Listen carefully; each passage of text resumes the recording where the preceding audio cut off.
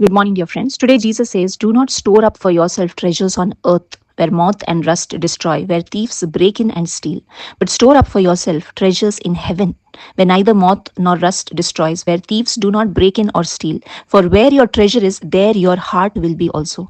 Today, we need to check where is our treasure. If we have invested on our career, if we have invested heavily in our work, if we have invested all our time on our children, and if we have invested all our effort on all the various things of this world, then Jesus says your heart will also be there itself.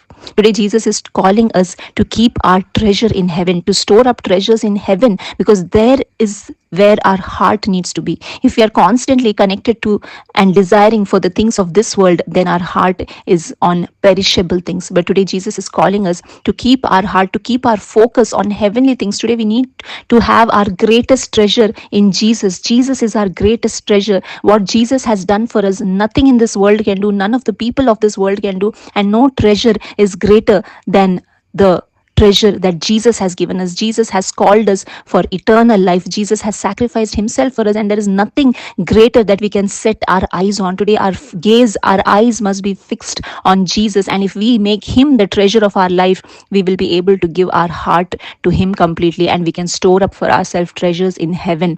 And on the other side, Jesus also talks about the eye. He says the eye is the lamp of the body.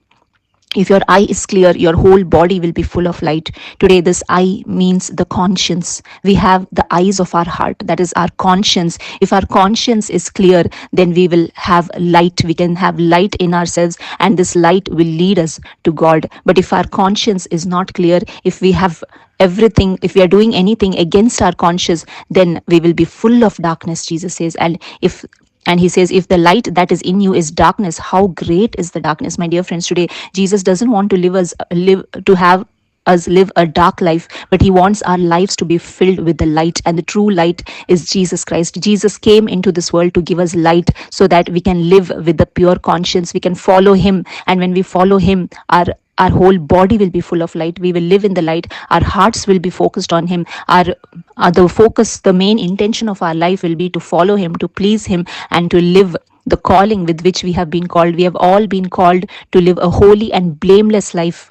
And that is the true calling of every Christian. And this can happen only if we set our hearts on him. If our eyes are seeing the light, only then our body will also be full of light. Thank you. God bless you.